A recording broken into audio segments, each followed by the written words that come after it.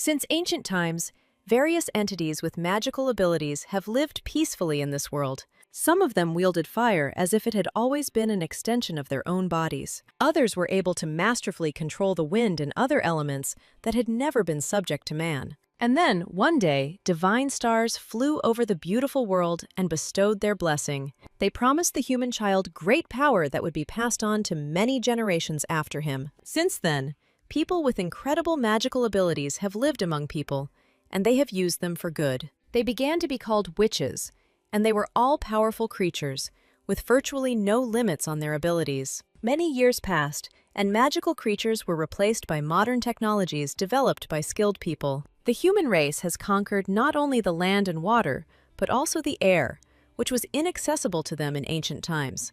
And only witches have not yet lost their powers, having only increased all the experience accumulated over so many years. These people still caused a lot of anger among those who were not blessed with magical abilities by birth. So ordinary residents were drowning in hatred and envy towards their surprisingly magically capable relatives. Because of their helplessness, they could only make evil plans behind the backs of powerful and intelligent witches. Many people believed that anyone who wielded magic should be kept under strict control or even exterminated. Most of all, the heads of the empire feared just one girl who had inherited the power of the most powerful magician. During the war, wherever she appeared, there were rivers of blood and pain, which were the merits of the witch. But it wasn't just for nothing that our heroine was able to easily and naturally hide from all her worst enemies. She was raised with different values from birth, so she did not understand human feelings and emotions. Therefore, the only true friend left for her was an enchanted dove named Maximus Solodius. The bird had a clean nature, so it began to grumble when the lady extended her bloody hand to it. The girl's name was Valentia Alpheus, and she was the heiress of one of the most powerful families of witches in the modern world. Since she quickly got tired of the brazen dove's screams, she used a simple spell to temporarily shut its beak. The heroine didn't like it when someone scolded her, so she demonstratively didn't listen to anything every time. Instead, she demanded that Maximus report on what information he had been able to gather for her. It turned out that Solodius didn't bring much useful information, as he was busy with himself. But Valentia wasn't too upset, because she already knew the location of her next important target. It was about the heir to the royal family, a prince named Alex Arclight, who was the most handsome in the kingdom. This is why Alpheus had to travel many kilometers to reach the capital of Ockingham. A cunning plan had long been brewing in the heroine's head, because she knew about the upcoming attempts on the prince's life. And neither the Dark Knight nor the people around could ever stop the girl from fulfilling her new mission. As for the young handsome man, he personally enjoyed all the rumors about himself. Sometimes it even got to the point that the guy abstracted himself from high society, which tried to communicate with him. Alex himself knew perfectly well that all the gossip about him was just rumors, no matter what anyone said. To better understand the personality of the Crown Prince, let us return to the events that took place 5 years ago. All of Arclight's friends spoke to him only about donations for the preparation of the Bombieri festival. But the prince didn't care about this, since he was only interested in the glasses of good wine in his hands. So Alex only pretended to support his interlocutor, although most of the time he didn't even listen to him. His self-esteem was skyrocketed by the news in the newspaper that he was dating several girls at once. So the guy listened with great pleasure as his subordinates and friends discussed this fact in confusion. At the most inopportune moment, the most brazen journalist managed to get very close to the prince. Even the aristocrats were surprised when, instead of answering questions, Alex gulped down another glass of wine. But the unknown data collector skillfully latched onto any reactions from the prince, intending to write an article. He asked Arclight most of all about his attitude towards his family, with whom the boy had little contact. And Alex, with a cheerful smile, unexpectedly announced that he hated everything connected with his loved ones. The journalist immediately realized that this information would become the biggest sensation in recent times. And literally the next day, all the newspapers were screaming that the only prince did not want to be the heir. This is all because Queen Josephine was loved by many aristocrats and commoners, but she had a terrible son. This woman was drawn to knowledge from birth and amazed everyone with her kindness, although she was in poor health. Only she managed to change the scoundrel Howard, who later became king and wisely ruled the kingdom. So everyone believed that the appearance of a beautiful woman in the ruler's life had a great impact on the country. All the people sincerely respected the kind and beautiful woman who never thought only of herself. Therefore, many residents of the country, who came from different cities, were present at her wedding with the king. It seemed to everyone that true happiness would now come to the royal family thanks to Josephine's efforts. But the king was completely unprepared for the fact that his beloved could die literally in a year. She gave birth to a healthy son, but due to her poor health, she was unable to survive this important event. Many people immediately began to yearn for this beautiful woman who lived so briefly. After all, Josephine didn't even have time to hold her own son in her arms before she was laid dead in a coffin. As a result, all the emotions directed at the queen now began to be directed at the little prince. People tried to believe in Alex, but the newspapers constantly tore his good personality to pieces. The guy himself was only worried about the fact that he didn't look good enough in some of the photographs. Even the butler could not find answers to the questions of why the heir had suddenly changed so much. Meanwhile, a representative of the older generation tried to reason with the young and inexperienced Alex. The old man believed that, if he wanted, the boy could once again get back on the true path and behave correctly. But in response, Arclight only gave his assistant a cheeky grin, since he didn't care about such words. He was already late for the main conference at the royal castle, but he wasn't worried about it at all. As soon as the prince arrived at the place, curious aristocrats immediately swarmed around him from all sides. Alex even had a speech written in advance, so all he had to do was read from this political piece of paper. Many people hoped that the heir would refute all the terrible rumors that were spreading about him. And at first, Arclight pretended that it was painful for him to hear such sad information about himself. But a moment later, the guy asked everyone if he really couldn't tell the truth about what he felt. Therefore, the prince allowed all the newspapers to write various sensational stories about him, making mountains out of molehills. Of course, after such a speech, Alex still had many questions that needed to be discussed. So one of the journalists boldly came forward in public, hoping to hear an honest confession from Arclight. And Alex, with a cheerful smile on his face, loudly declared that he really did hate his entire royal family. He had no idea that at that moment he had angered an extremely influential person who loved Josephine. The man could no longer bear the prince's words that his family was terrible and unworthy of ruling. That's why he burned all the newspapers with the heir's face in his hands, just so he wouldn't have to remember it. The pieces of paper flew through the air, quickly burning in the flames, and the unknown man disappeared into the crowd. At that moment, the heir's confessions caused such a strong excitement that they quickly spread among the people. The very next day, his sensational statement was printed in all the newspapers of the kingdom's capital. These articles were picked apart so quickly as if they were the most delicious food in the world, and not gossip about Alex. But time passed, and even the most mindful musicians forgot how exactly Arclight treated his family. Over the past 5 years, a lot has changed in the kingdom, and no one cares about the prince's past words. So Alex, thanks to his appearance and status, quickly became one of the most invited guests. The prince learned to present himself intelligently in society, kissing the hands of ladies every time he appeared. So the aristocrats considered him an enviable bachelor, not even because of the royal family's untold wealth. But even in such moments, Alex still could not carelessly enjoy the company of beautiful ladies. Upon seeing Count Franklin Chamberlain, the heir immediately guessed that the conversation would be about work matters. The man wanted to speak with Arclight alone, as he had a proposal regarding the pact with the witches. These powerful creatures have lived quietly and peacefully among people since the founding of the Kingdom of Ingram. But about 200 years ago, they fiercely hated the entire human race, so they avoided its representatives.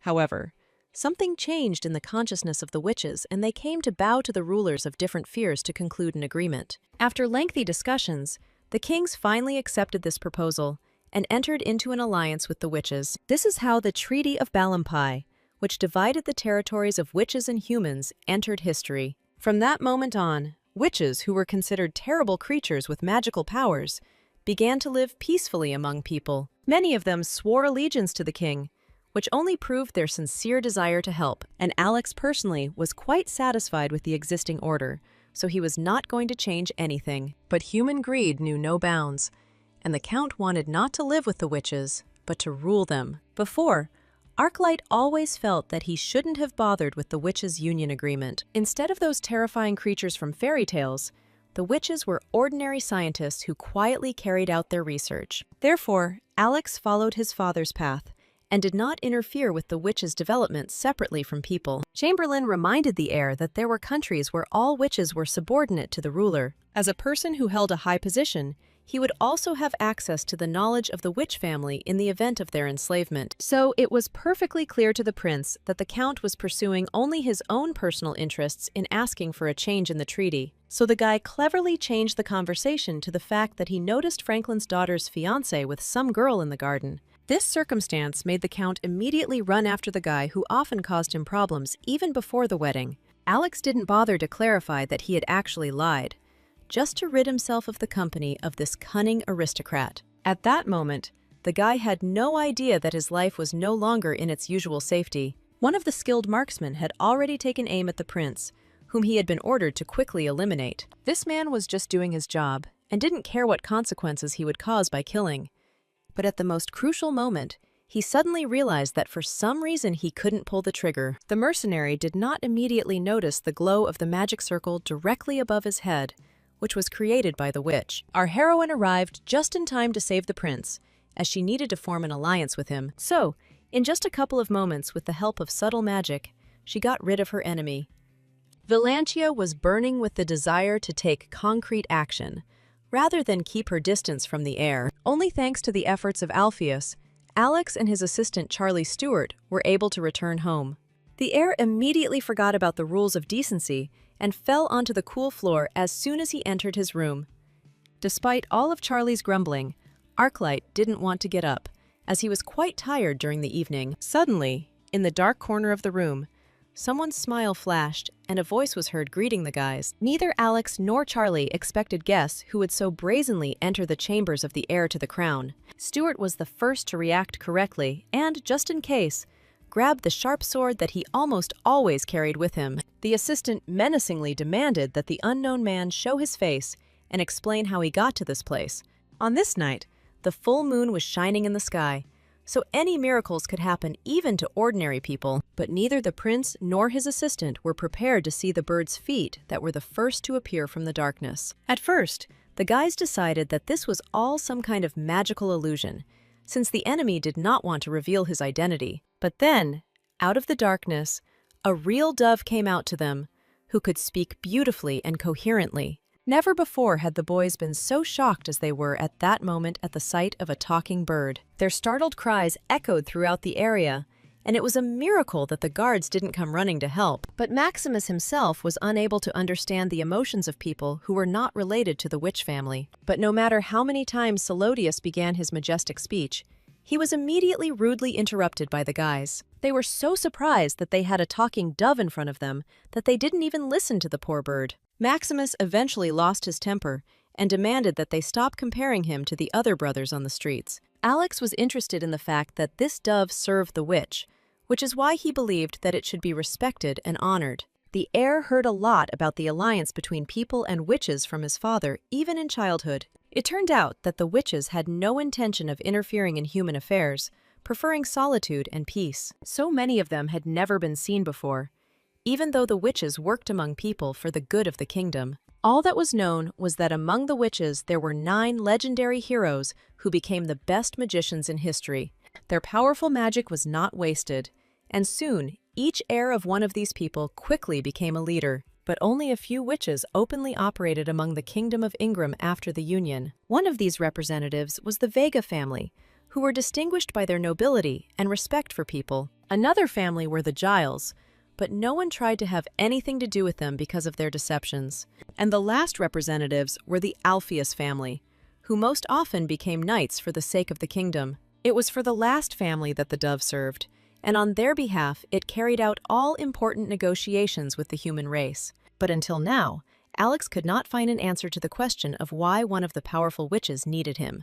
Maximus delayed telling the reasons why his mistress sent him to the prince until the very last minute. But it was no longer possible to remain silent, so the bird, in a panic, declared that the life of the heir to the throne was in danger. Arclight was skeptical about this statement, as he was confident that his personal security would handle everything. Solodius interested the prince because he had found his enemies, but he was never able to establish their identities. Therefore, the dove had little to offer Alex, but begged him to form an alliance with the niece of the head of Alpheus. The king's son did not understand why some unknown witch had decided to help him in such a matter. As soon as he heard that she needed something from the treasury, the prince immediately understood everything perfectly. He no longer had any desire to communicate with the dove, no matter how much Maximus asked the heir to come to his senses. But Alex had already decided for himself that he would not make any contracts with the witch and her bird. The prince picked up his feathered guest in his arms, and at first Solodius didn't even understand what it was all for. But then,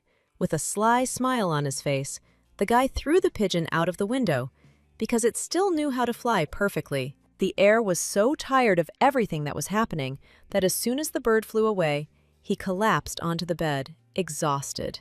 However, the very next morning, the prince was in for an unpleasant surprise from a dove at his royal estate. Maximus wasn't going to give up so easily, so he left the letter right on Alex's desk. Charlie remembered very well that his master did not like to read letters, so he volunteered to study it himself. Stuart didn't know what to expect from the intelligent pigeon that had spoken to them just yesterday. Arclight was dissatisfied that the bird was smart enough not to show itself to him again. Meanwhile, the assistant desperately tried to find at least something useful in Solodius's long sentences. Alex calmly listened to the pigeon's request to wave a white handkerchief from the window at night if he agreed to the offer. But the heir had no intention of carrying out what was said, so he simply burned the letter so as not to think about it. That same night, within the royal estate, Valantia sternly scolded Maximus for his failure. She needed to form an alliance with the heir as soon as possible before someone from the outside killed him. The girl was so serious that she did not hesitate to threaten even her own assistant. The next morning, the prince, accompanied by his assistant, went for a walk in the fresh summer forest. Alex rarely had a chance to truly rest, as his duties as heir followed him everywhere, and only among the green trees, striking with their clean scent, could the guy hide from everyone. Only during the hunt did Arclight become truly serious, and even give orders to his assistant. Charlie understood perfectly well that it would be easier to obey the master, although he had something to say in response. This time they were tracking a young deer that had foolishly strayed from its native herd. The prince was quite skilled with a gun, as he had gone hunting with his father since early childhood. His eyes peered into the sights, waiting for the moment to pull the trigger. But suddenly, a huge number of letters blocked the heir's entire view of the deer. The boy stared in complete amazement at the paper, which was literally flying from the sky. Even Charlie couldn't explain what was happening, as it was the first time in his life he had seen such magic. The heir immediately guessed that all this was a trick of the dove, whom he had refused not long ago. He was so deep in thought that he didn't notice a barely visible flash somewhere in the treetops that was aimed right at him. Hearing the shot, Stuart was the first to react, but he would never have managed to save his master. Alex turned around sharply in horror, although he also understood that it might already be too late for him. But luckily for the guy, the fast bullet flew just a few centimeters from the center of his head. There was a bloody scratch on the prince's cheek, but otherwise he was perfectly fine, although he could have died. Alex was saved from death only by one piece of paper, which blocked him from the shooter at the last moment. Literally, the next day, the heir organized an emergency inspection of the entire forest around the palace on this matter. He kept tapping his fingers on the table, which showed his nervousness, but he couldn't stop. Arclight's cheek was completely treated and bandaged, so his life was no longer in danger. The guy was impatiently waiting for Charlie to come to him and bring at least some information, but the assistant had nothing to please the gentleman with, since they could not find any traces of the shooter. All he knew was that the perpetrator had gone down the river, thereby further erasing all his evidence. All Stuart could do was increase the number of guards, of which there were already many around the prince. Despite the gravity and danger of the circumstances, Alex's face was lit up with a cheerful and joyful smile. Arclight admitted that he still wouldn't tolerate anyone else following him except Charlie. This childish behavior angered the assistant, who had long been trying to persuade the master to provide good security. So he told the heir everything he thought about his attitude towards strengthening the security around the palace. Alex didn't expect Charlie to react so negatively to his jokes, which he often made in life. But this time, Stuart was in no mood to have fun, because the matter directly concerned the life of the heir to the throne. Having nothing better to do, the guy dozed off on his desk, as the night had been too restless for him. What he didn't expect was to suddenly hear a sharp female voice, which made him jump in surprise. Princess Catherine, who had been his guardian in recent years, came to see her nephew. Alex immediately grimaced, because this woman was constantly grumbling at him about various little things. No matter how hard Arclight tried to send the aristocrat away with polite words, it was all useless. Catherine had a bad attitude towards her relative, who was too reminiscent of the carefree Howard in his youth. The prince was also often given yellow roses, which hinted at his dissolute lifestyle in high society, and the princess could not tolerate such antics from her nephew. Although she never caught him with another girl, she chose a bride for her relative herself, but Alex had no plans for marriage. However, Catherine didn't care about the prince's opinion, because she had already taken care of all the arrangements. Once again, Alex felt locked in, like a bird in a cage, even though he had a high status. But the aunt was going to sell the handsome face of her nephew, who did not listen to anyone, for as much as possible. So she angrily reminded the boy that feelings had never been important to the royal family. Although the woman gently touched the heir's hand, his entire body shuddered internally with horror. Every time, it hurt Alex to realize that he was just a face for the royal family, and no one around was going to take into account the emotions of the poor guy forced to live according to the script. These conversations brought back heavy memories to the young man, transporting him to the distant past. Then, after the death of his father, who could not bear the death of his mother, the boy often cried bitterly and alone, all because even close relatives did not need his tears,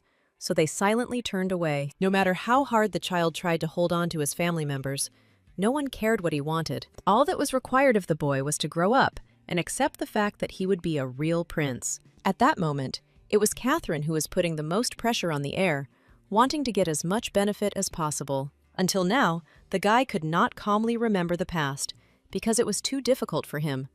So once again he woke up because of a nightmare that awakened in him not the most pleasant feelings. Alex couldn't collect his thoughts for a long time, when suddenly he noticed something white on his bed. It turned out to be another letter from Maximus, who could not give up so easily due to fear of his mistress. This time, the heir personally read the message, as he succumbed to emotions after a recent nightmare. Alex was surprised that the pigeon knew perfectly well that they were looking for it, and therefore masterfully hid from people. Surprisingly, this time the prince was ready to carry out the actions required of him. He opened the window to the garden and immediately saw that the moon still retained its mystical properties. So, in its bright light, the guy waved a white handkerchief from the window, completely not thinking about the consequences. Since the prince had no other choice, he decided to give the persistent bird one last chance. But until the next night, when the heir returned late from the banquet, nothing unusual happened. Alex even managed to reach the palace gates without incident, despite the threat of assassination attempts on his life. This made the guy believe again that no one was trying to kill him anymore for some unknown purpose. Arclight bid his assistant good night before entering the room, as he wished to rest peacefully. He was in a good mood, so he was looking forward to the moment when he could pick up a bottle of wine. It was only when he was approaching the chambers that the guy noticed that there was a strange breeze blowing around. Alex was sure he hadn't left the windows and doors open to create that feeling. As soon as the heir turned towards the window, he saw the face of a beautiful girl in front of him. The prince froze in surprise, as he was sure that he had not invited anyone to his place so late. And the girl said with a laugh that she had managed to save Alex's life about 9 times today. The only thing that calmed the guy down was that the unknown lady was wearing a military uniform, so he was in no danger. The heir quickly collected his thoughts and demanded to know how the lady had even entered his chambers. He didn't want to accept the fact that if she was noticed, rumors would start circulating about his personal life again. Instead of answering, the girl approached the prince and said that her name was Valantia Alpheus. It was she who had been sending a dove to the heir all this time to negotiate an alliance with him. The heroine hoped that for saving her life, the prince would repay her most generously with treasures. At the sight of a real witch, the prince panicked at first because he had only heard about them before. It was difficult for Alex to realize that his life was truly in danger, and that only this lady could save him. Valantia did not expect to encounter such distrust from the prince who had recently invited her. The last thing the heir wanted in the world was to have anything to do with the powerful witch family named Alpheus. So until the very end, he did not believe that that strange dove was telling him the truth about his goals. However, the heiress of that rich family was indeed now standing before the prince, wanting to negotiate with him. The guy would like to rewind time just to avoid getting into this strange situation with no way out. The girl was already busy studying the palace's surroundings, which were carefully fortified with guards. She was extremely dissatisfied with the number of guards that the master's assistant had placed around him. The last thing the heir expected to hear from the girl was accusations of his excessive carelessness. He himself was completely satisfied with the guards, of whom there were many times more than before. Besides, Alex was sure that there had been no further attempts on his life since then. In response, Valantia once again reminded that, if not for her efforts, the heir would no longer be alive. No matter how many guards the guy hired, it was all useless in the face of his powerful opponents. Alpheus understood that her words would not prove anything to the prince, so she decided to demonstrate this through actions. Alex froze in amazement as he saw the witch use magic right in front of him. The heroine created a magical circuit to show that the protection of this place was partially breached. Before, the prince had never thought about how important protective magic spells could be. The sweaty symbols before the heir's face swirled in the air, striking him to the depths of his soul with their power. Of course, even the prince had heard of such a powerful spell, which was called the magic circuit. This magic consisted of a weave of small circles that formed a strong defense. Depending on the purpose of the circuit's creation, it could be ordered to defend against all enemies. Or, with its help, one could scare away any uninvited guests by casting a spell on them. All the parts of the spell, when cast correctly, worked no worse than a clockwork mechanism. So now, due to the complexity of this magic, Alex believed that the person in front of him was a witch from the Alpheus family. But at that moment, the heroine did not pay attention to the guy, as she was absorbed in studying the outline. It was only after a few minutes that she managed to discover the problem in writing the magic symbols. As soon as Valantia poked her finger into the outline, bright flashes of light ran across the entire circle. Before anyone had time to come to their senses, the entire defense had shattered into tiny pieces in the air in a split second. Alex couldn't believe his eyes, because now it turned out that he had no magical cover left. Only a few guards saw a flash in the prince's room at that moment, but they decided that they imagined it. No matter how the heir tried to scold the witch for destroying the circuit, it was all absolutely useless.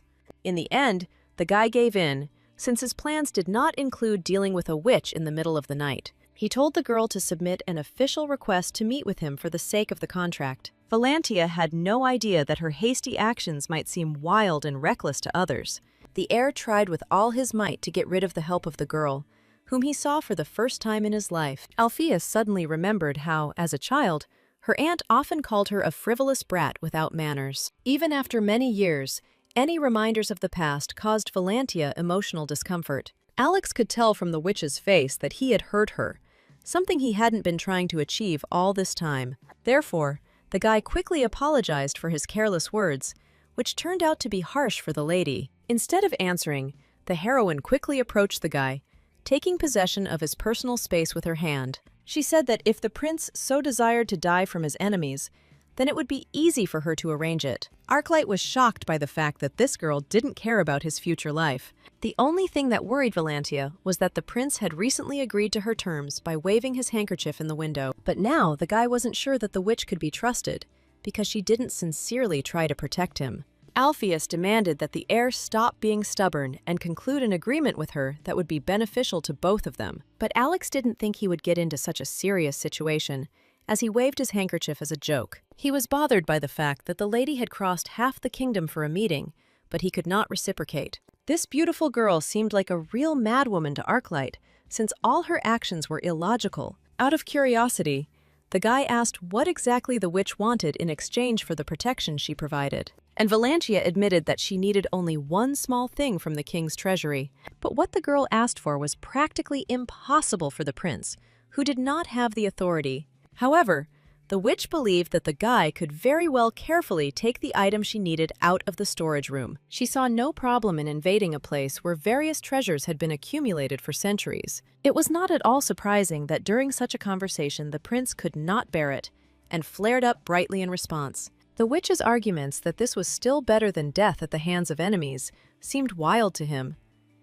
Only now did the boy realize why the dove had called its owner a truly uncontrollable person. But the heir's plans did not include tolerating some strange guest from who knows where. So, out of habit, he took out a bottle of wine and asked the witch to leave him alone. However, before Alex could even take a sip, a bright magic circle lit up above his head. As a result, Alcrate, taken by surprise, dropped the expensive wine on the floor, smashing it to pieces. Valantia did all this to prevent the prince from drinking a drink that had been poisoned by someone in advance. In complete shock, the heir stared at the broken bottle he was supposed to enjoy that evening.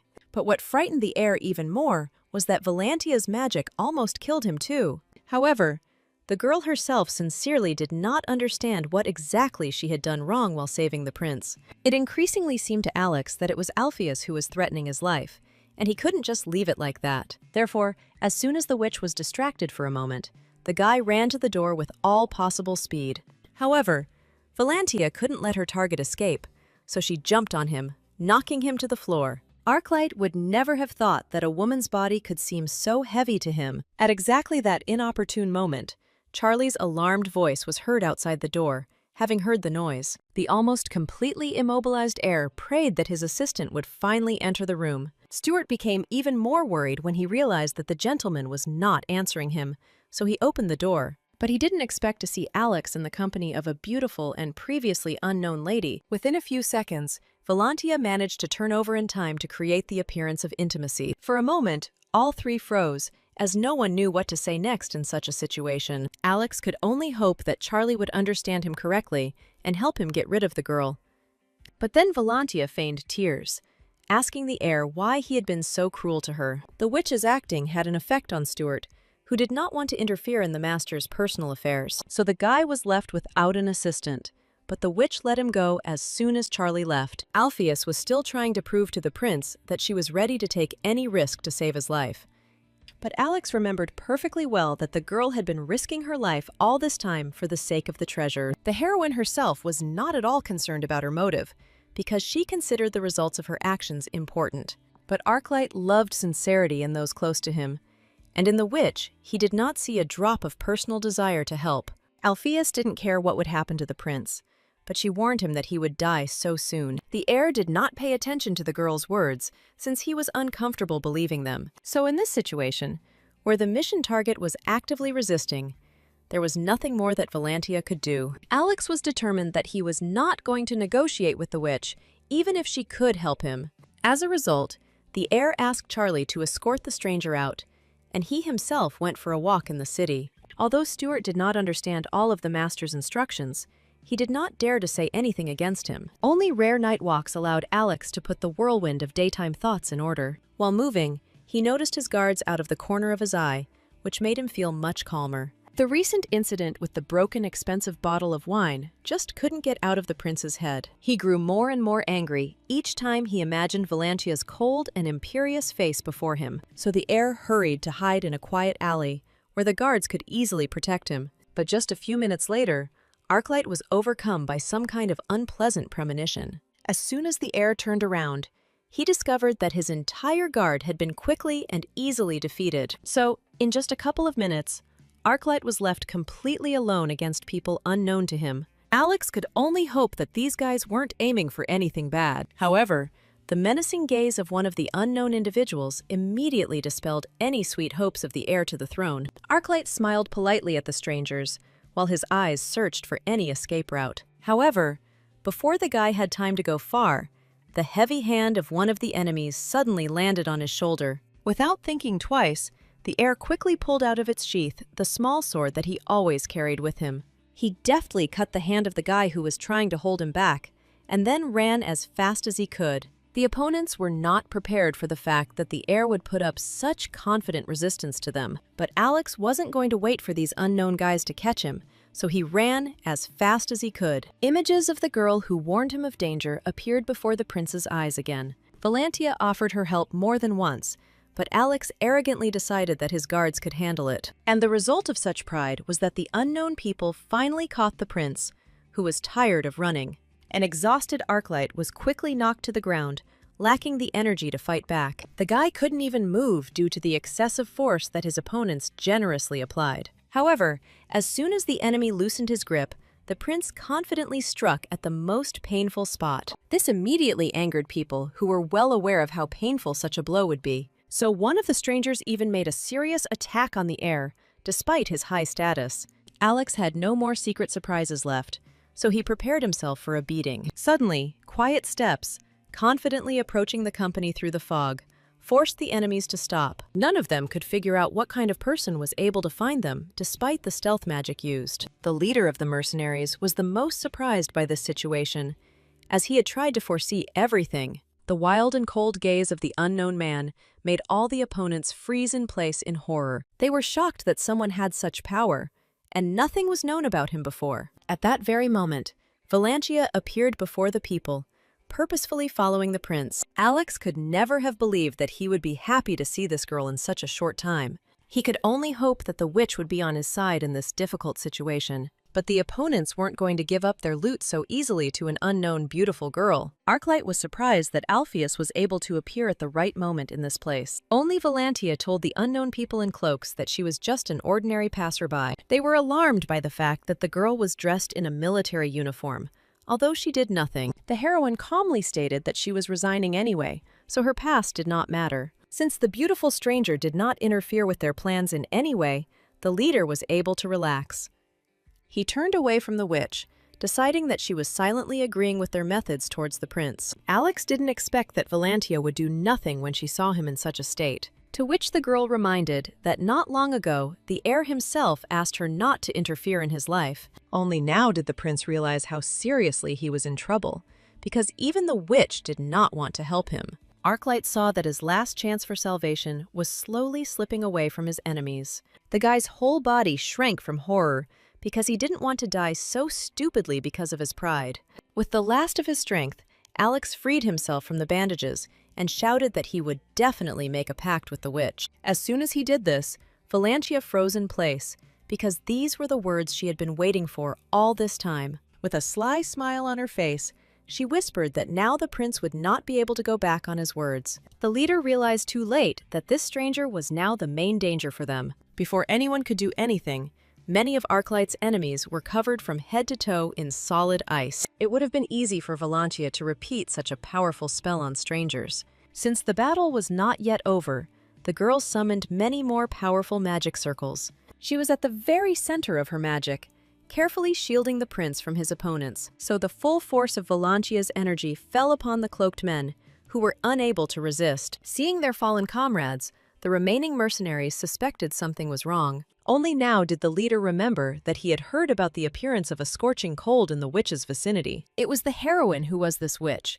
so she began to destroy one enemy after another in cold blood. The man could not resist such incredible power, which he saw with his own eyes for the first time. And Valantia hadn't even begun to warm up yet, because she was facing people with practically no magic. In the end, the mercenary could not stand it and shouted at the girl who had not tried to help the prince before.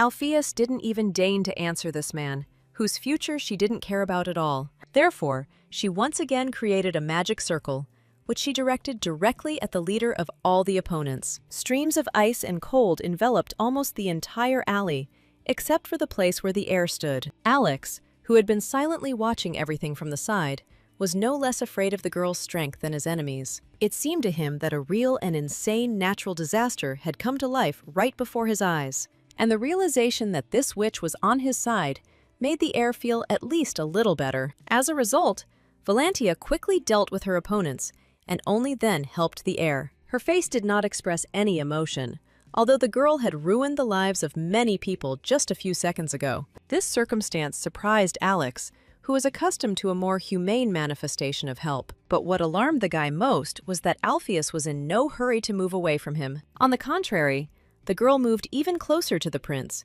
whom she had not been able to see before. Suddenly, the lady admitted that the heir had truly beautiful and bright green eyes. It was perhaps the strangest thing that could have been heard in a dark alley late at night. So, as soon as the prince opened his eyes after waking up, he again remembered this shameful moment. Even Charlie, who had just brought breakfast into the room, flinched from the gentleman's unexpected cry. Alex couldn't come to his senses for a long time, so he didn't immediately notice that he wasn't in his own estate. So it was time for Stuart to remind the prince of what happened at the end of last night. Then the assistant was very worried, because the heir did not return from his walk for too long. When Arclight arrived in the company of Alpheus, he looked clearly battered, as if he had been fighting. Valantia reported that the entire royal guard was quickly defeated, so she had to help. Charlie immediately felt immense gratitude towards the girl who saved the life of the heir to the royal throne. But the witch didn't care about respect from others, because she was focused only on her mission.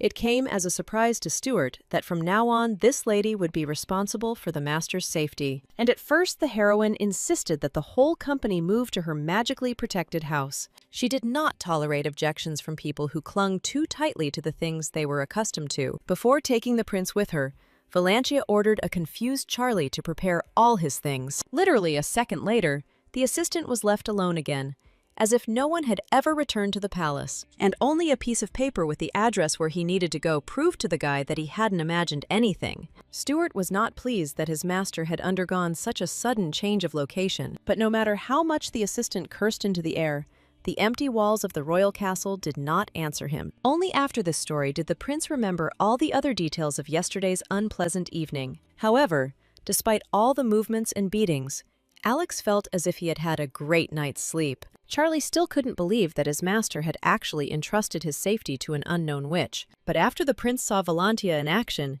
he had no doubts about her powers. Yesterday, Arclight finally realized that he was being hunted by quite powerful forces, and even the most trained royal army could not cope with those terrible opponents. However, Stuart was still against such drastic changes, since he too had to move out of the castle. He did not share the good mood of the owner, who joyfully praised the beautiful witch. Alex only fell silent when Charlie asked if all these attacks had been staged by the girl herself. Stuart could not rule out this possibility, since he had never seen the young witch before in his life, and her cold-blooded look and character indicated that anything could be expected from Valantia. But Alex thought that his assistant, with such a talent for inventing things, could write novels. The king's son himself was sure that if Charlie had seen the same thing as he did, he would have had a different opinion. Stuart could have tried to persuade the gentleman as much as he wanted, but it still would not have brought any results.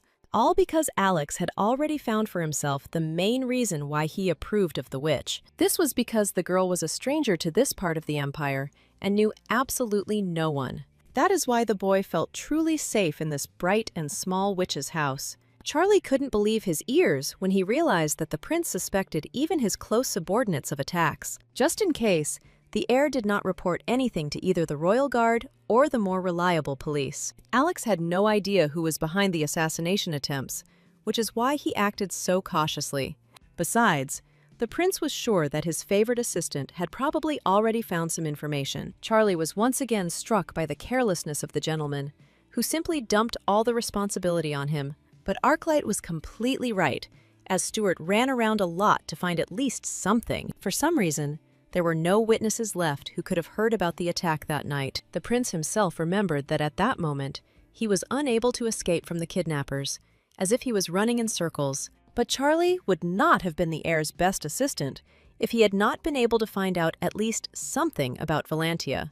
He recalled that there were 3 most powerful magical branches in the Intigram Empire. Each of them held a certain position with honor, either helping people or ignoring them. And Valantia did indeed belong to the Alpheus family, being the main relative of the direct line. Although the girl tried not to talk about it, she was the niece of the powerful Suri. The prince listened attentively to his assistant, although he had already heard some of this information from the pigeon Maximus. But it turned out that this was not all the information that the inquisitive and pedantic Charlie was able to dig up. He told the master that Suri also had 5 powerful brothers with magic, and one of them was called Hugo Alpheus, whose name became known to many after the exploits of the magician. He was remembered by people as the most eccentric and unusual wizard of his generation, because not only did he burn the king's letters, but he also somehow arranged the funeral of his beloved pet in the form of a crocodile.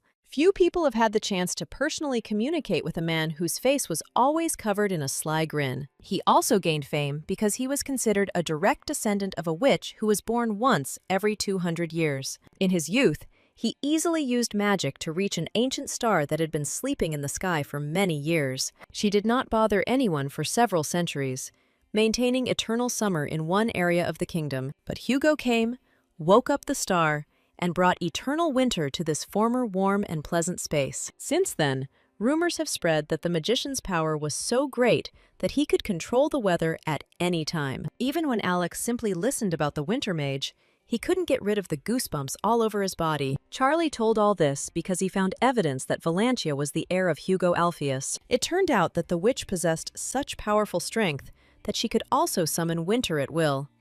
Few knew that Valantia was known as a witch of bitter cold, like her powerful uncle. The only difference was that for some reason, the girl had never used her abilities before. But, unlike other witches who loved research, the heiress of Alpheus joined the army.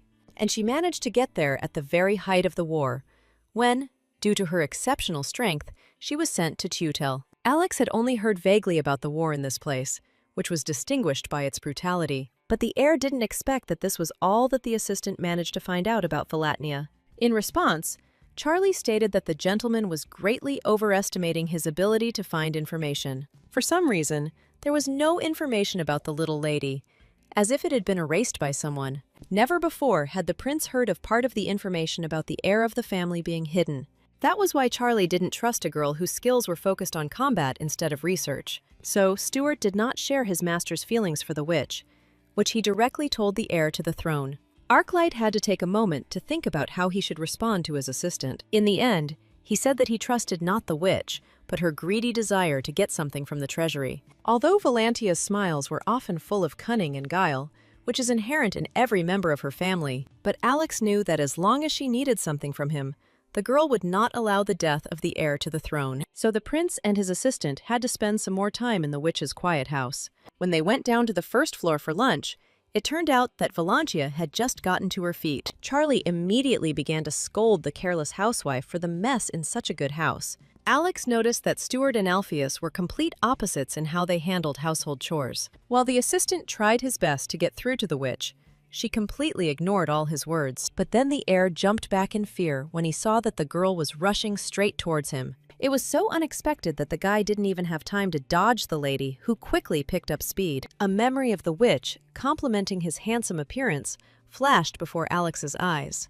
But right now, for some reason, it was a woman's hand that was pointed at the prince, and not Valantia's face itself. Charlie was afraid for his master, but he was too far away to interfere with the girl's plans. But in reality, the heroine didn't even think of paying attention to any of her guests. Instead, she rushed to the second floor as she noticed the appearance of Maximus the pigeon there. The bird felt guilty because it had not completed Valantia's task, so it actively snapped back. But the girl was not going to tolerate such disrespect for long, because she knew how to easily deal with a pigeon. So she used some light magic again to teach her feathered helper a lesson for a short time. Now, no matter how hard Salotius tried, for some time no one would be able to hear his sad cries. However, even so, the dove managed to terribly anger the powerful witch with just its facial expressions. Meanwhile, Charlie approached the prince, who continued to lie stunned on the floor. The guy was so confused by the girl's crazy actions that he still couldn't come to his senses. He even asked his assistant to hit him in the face if he suddenly started to fall into this state again.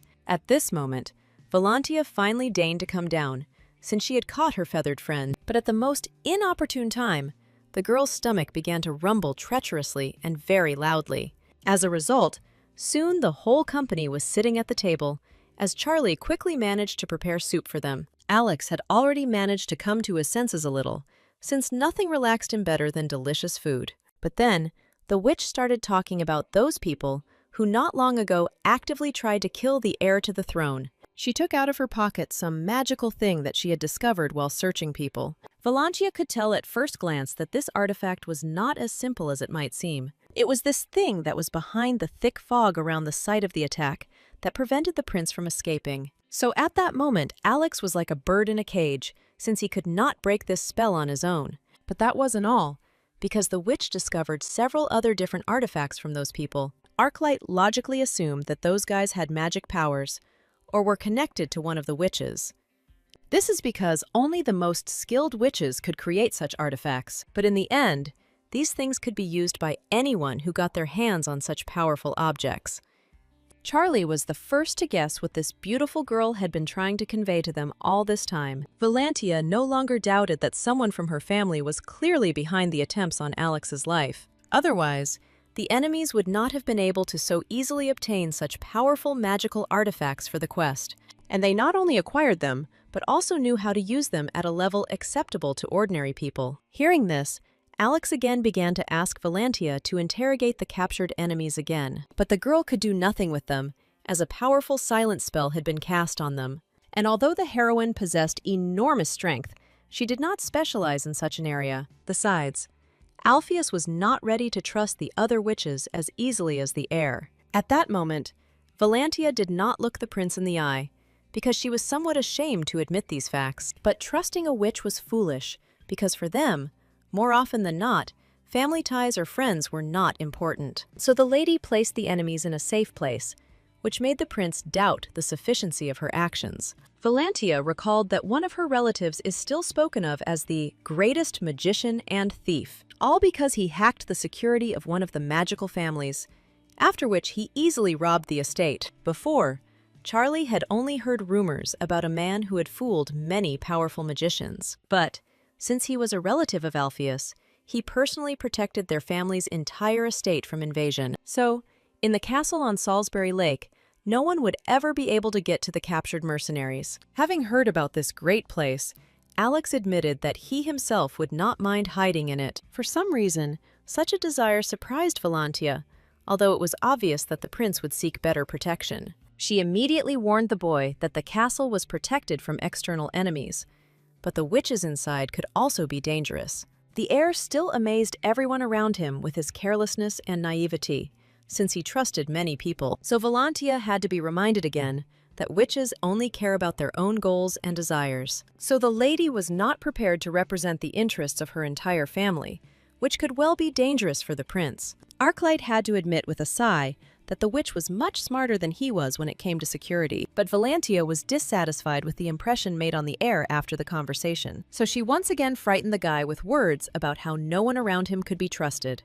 The girl had long ago learned that even the closest people could betray her at the most inopportune moment, but dreamy Alex will need a lot more time to accept such a harsh reality. Approaching the prince, the girl roughly poked her finger at him so that he would remember all her words exactly, after which she said that blind faith can play the cruelest joke on the one who believes. Such terrible words struck the boy, who was used to relying on those closest to him, to the depths of his soul. In the end, he reminded the girl that he could trust almost none of his relatives anyway. Only Alpheus considered this state of affairs, which made the heir a lonely man, to be good. This attitude towards people seemed strange to the witch, because she was used to not clinging to anyone. But the prince himself considered it absolutely normal when you feel affection for the people around you. Lost in conversation, Alex didn't immediately notice that the witch began to address him by his usual name. Valentia herself did not consider it anything unusual that she stopped calling the heir to the throne by respectful names.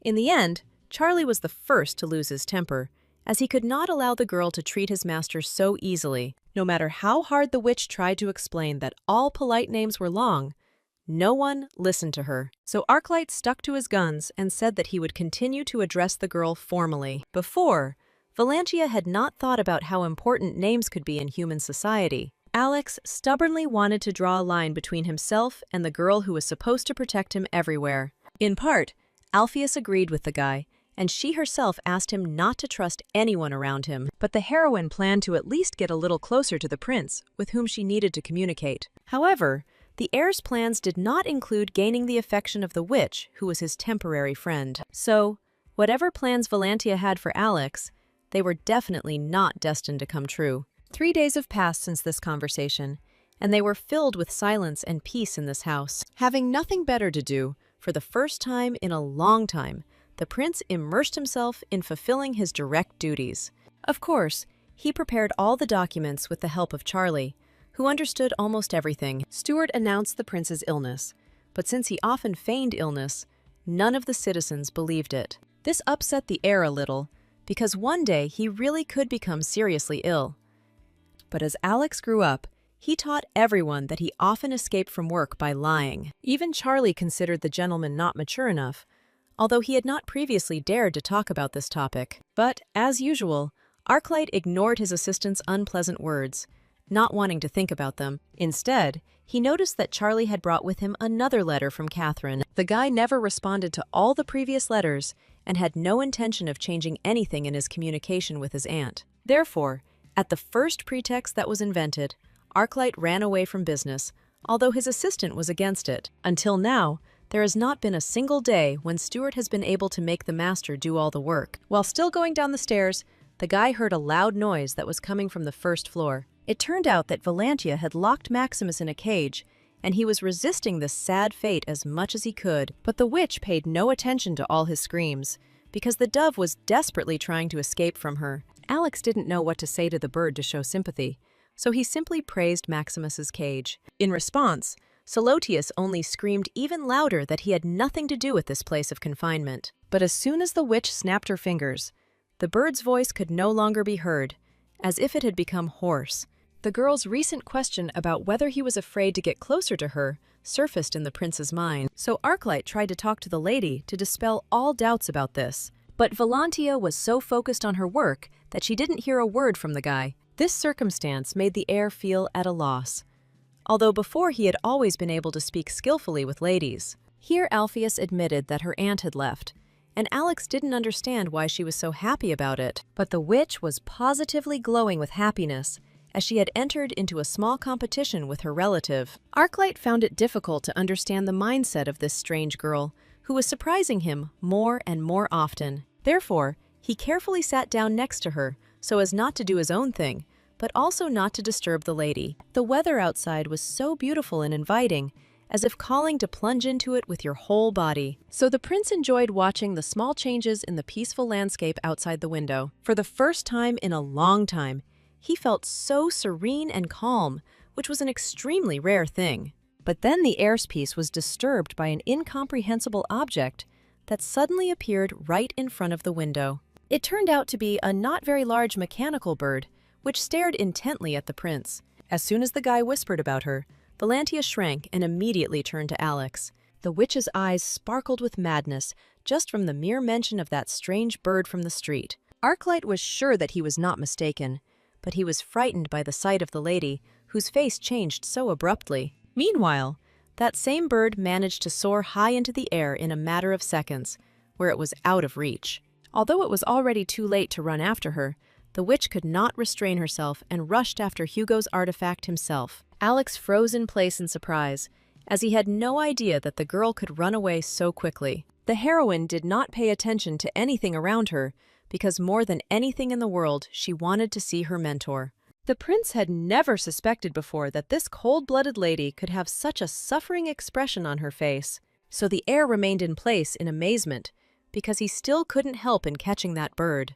Only after a few seconds did the guy remember who the name belonged to that the girl kept shouting. It was incredible that that winter mage could somehow be close to the heir. But even if that was the case, he clearly didn't want to let anyone know what secret place he had settled in, far from everyone. So all of Valantia's cries were met with a wall of indifference, because the man did not want to get in touch. Therefore, his mechanical raven quickly left these places where the winter mage's beloved ward lived. The next morning, Charlie had to wake up the gentleman because he didn't wait for him to get up on his own. Alex was finding it increasingly difficult to get up in the morning, as his routine was disrupted by the witch staying awake at night. Suddenly, Stuart saw the state in which his master slept while he was visiting the witch. The guy himself sincerely didn't see any problem, since he always slept naked in his castle, and the assistant could not explain to the heir exactly what he was doing wrong in this situation. Since Alex had arranged with Valantia in advance for her to knock, he didn't have to worry about anything.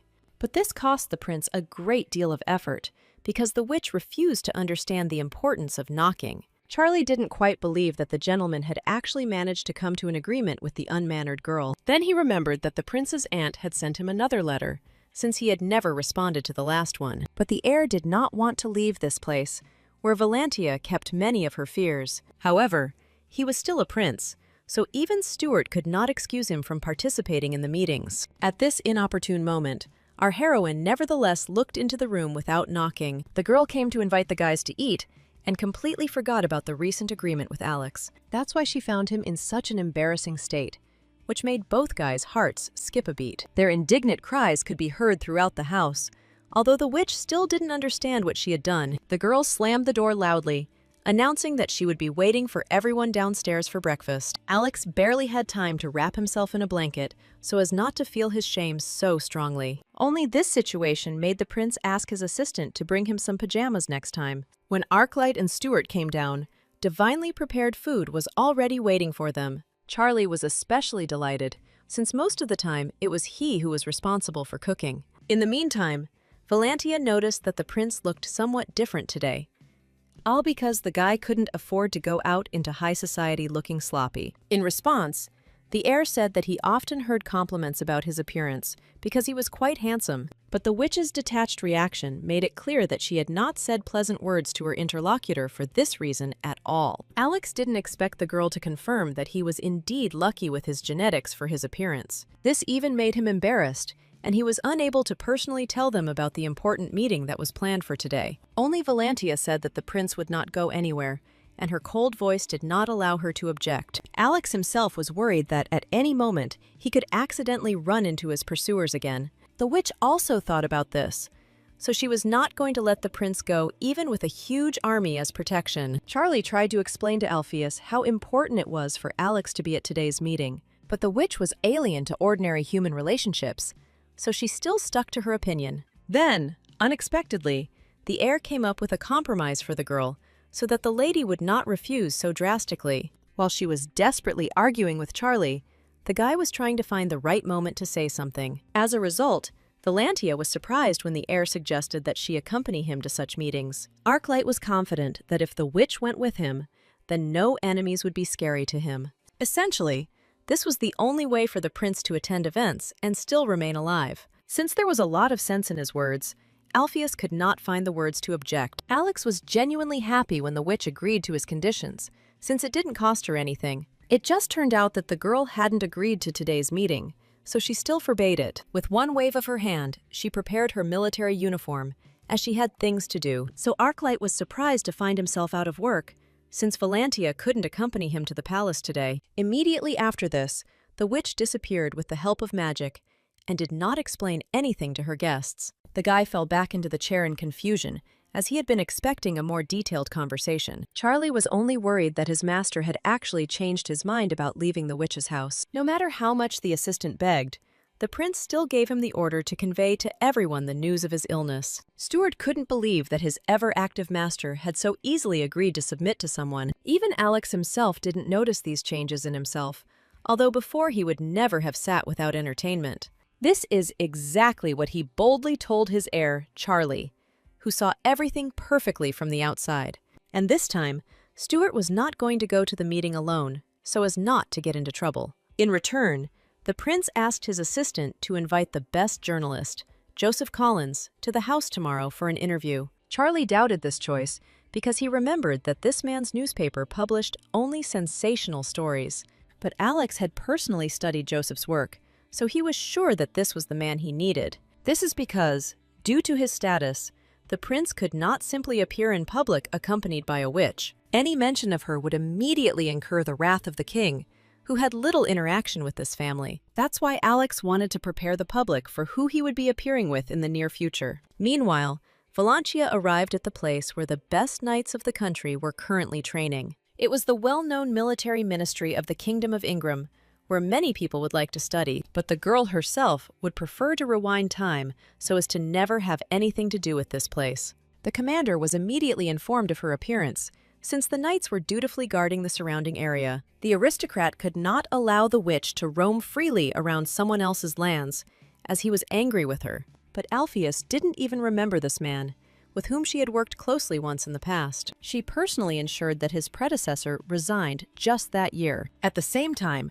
Valantia did not regret at all that she had put such a vile person out of action once and for all. But the newly appointed Major Craig could not forgive this incredibly arrogant witch. As soon as he began to get indignant at Alpheus, she calmed the rebellious aristocrat with one glance. As a result, the man could think of nothing better to do than to immediately shut up so as not to suffer from magic. Only after this did the girl say that she had come to see the general and therefore did not intend to waste her time. In the end, The dissatisfied major had to obey, since there was no other way to drive the witch away. The general's office was always filled with peace and comfort, which he tried to create with his own hands. Mr. Robinson enjoyed looking after his surroundings, so he devoted most of his life to this. Craig did not dare to disturb the boss, who greeted the guest he had brought with him with a joyful smile. Robinson's only complaint against Valantia was that she had not reported his disappearance. The girl disappeared from the radar immediately after the situation in Tutel, as that war had a strong impact on her. Robinson didn't expect to see the witch still react so strongly to mentions of those days. But Valantia was surprised that her desertion was covered up by a vacation, so that nothing would be said about it. The aristocrat said with a polite smile that they could not lose such a talented employee. But it would have been much easier for the girl if the ministry had not been so desperately clinging to her. She sincerely did not understand how she had deserved such good treatment from her superiors. Alpheus was still experiencing all the horrors she saw during the war in Tayutal. But the general was alien to these emotions, because he always only sent soldiers to certain death. Convinced that there was nothing more for her to do here, Valantia confidently declared that she wanted to leave the army. Of course, she didn't come empty-handed.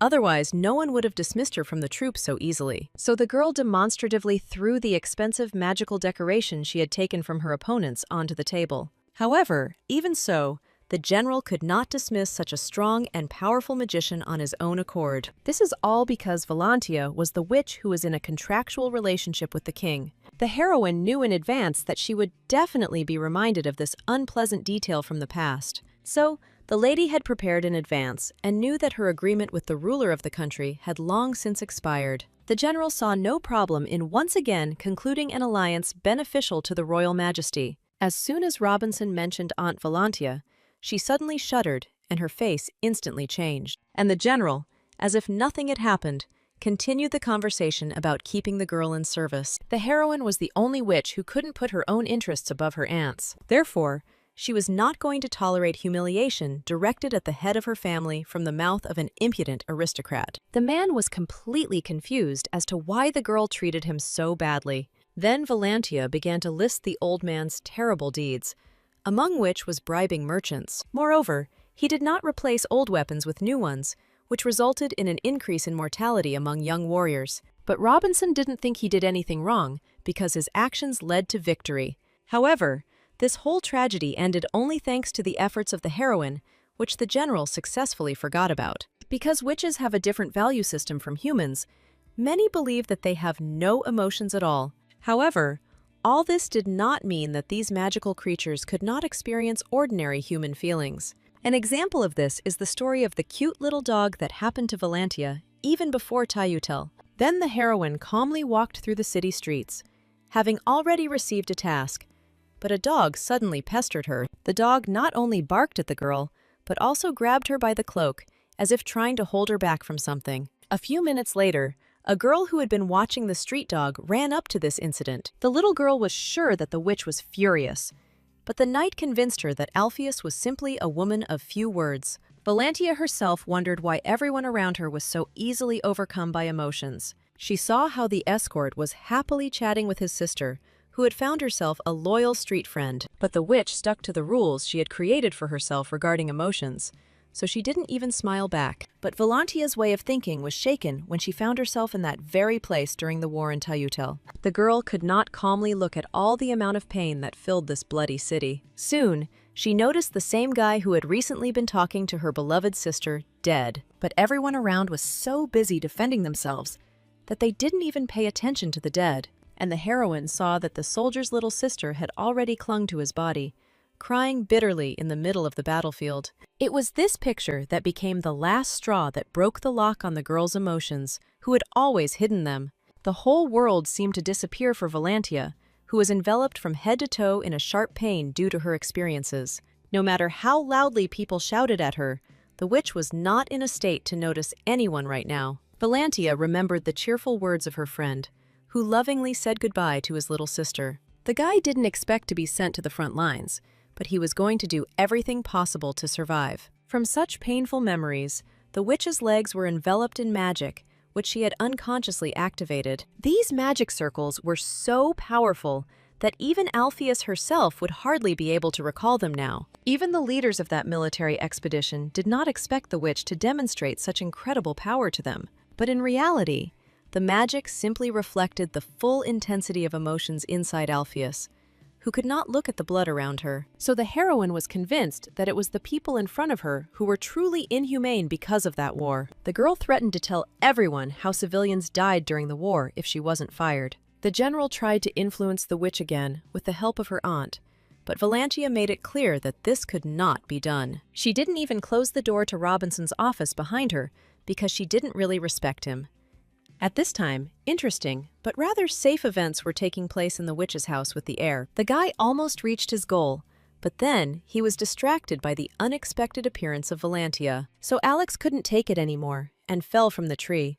But the girl easily caught him in her arms, although usually it happens the other way around. The heroine did not expect that the prince did all this just to save a little kitten from a tree. She liked this trait of the heir, which showed him as a kind and compassionate person. The girl watched with pleasure such a peaceful picture, even after she lowered the guy to the ground. Arclight was not at all embarrassed by his emotions towards the baby, who was constantly and loudly squeaking. Valantia never brought herself to admit that she really liked Alex's actions. Soon, the cat took her squeaking baby and meowed just as loudly and frequently, so the prince had no doubt that he had given the baby to the right mother. Here the guy noticed that for the first time in a long time, a dreamy smile was visible on Valantia's face. He guessed that the girl was in a surprisingly good mood, which he wanted to take advantage of for conversation. However, Alpheus spoke first and announced that from today on, she was no longer a royal knight. This information greatly surprised Alex, who had no idea that the witch had visited the ministry. Valantia thought that her confession would evoke much more emotion in the air, but he turned out to be calm. The guy was much more worried about the reasons for this decision, because he considered himself to be to blame for everything. Arclight couldn't believe that this witch had gone so far as to quit her job to protect him. In fact, the guy just wanted to ask Valantia for a vacation, and then everything worked out so well. The girl even laughed at the sight of how pleased the prince was at the thought that she had left for him. This emotion made Alex understand that they were gradually opening up more and getting closer to each other.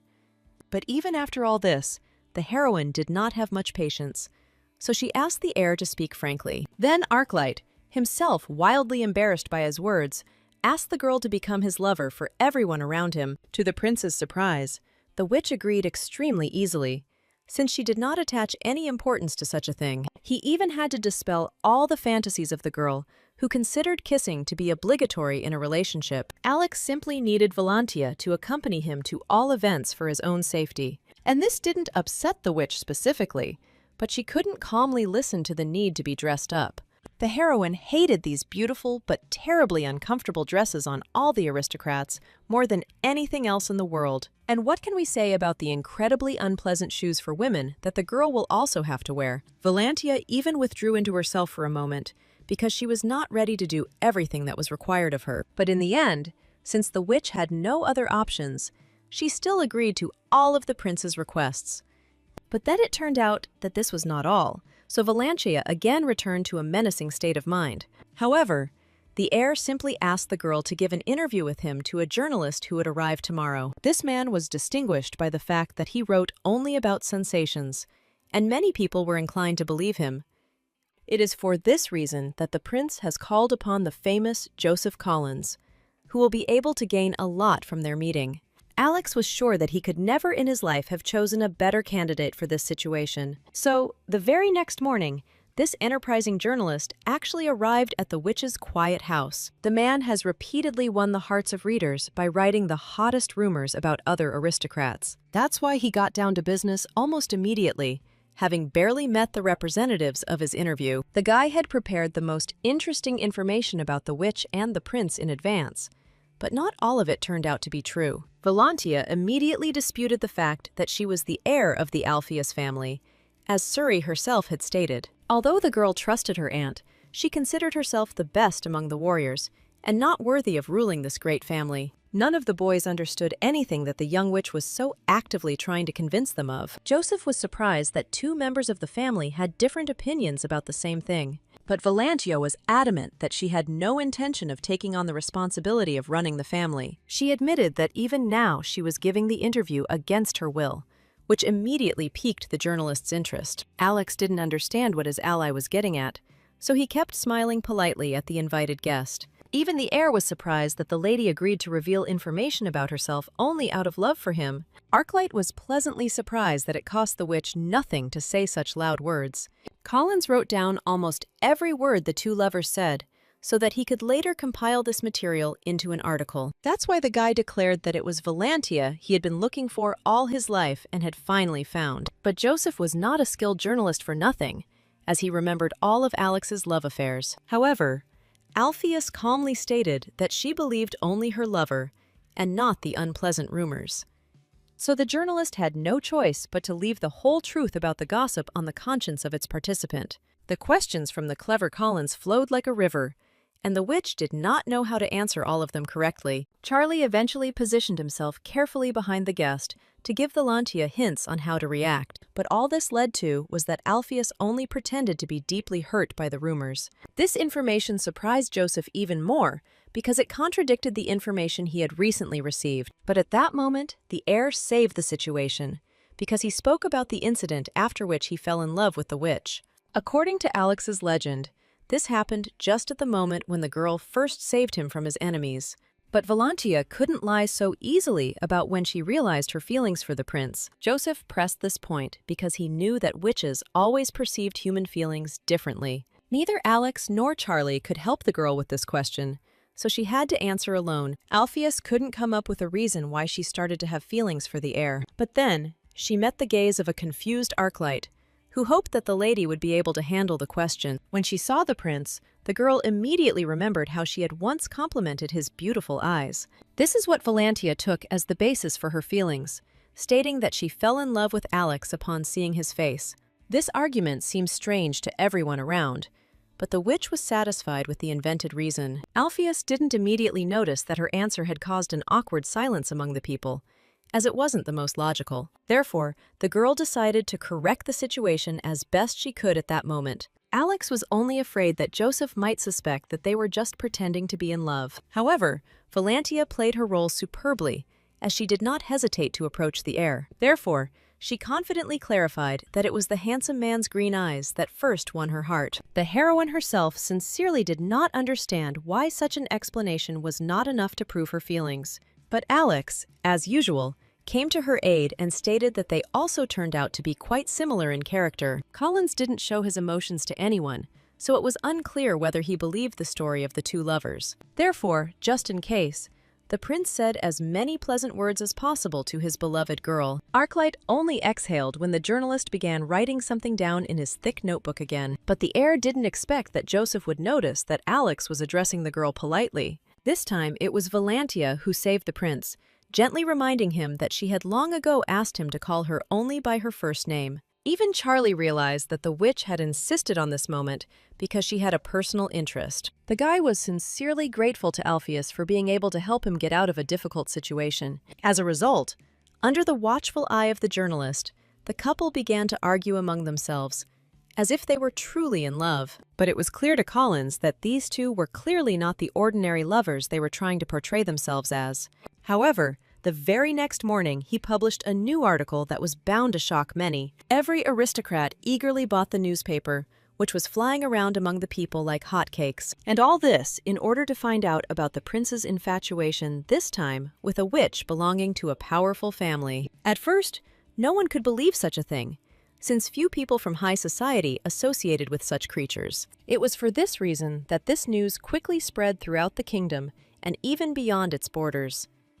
Many of the maids happily discussed the affairs of the heir, who had once again surprised them. Even commoners were not shy about talking about this fact, which for some reason none of them questioned. As a result, very soon all this gossip reached another city that was built on a deep and clear sea. A man who did not need to know this story also saw the newspaper that the servants had placed before him.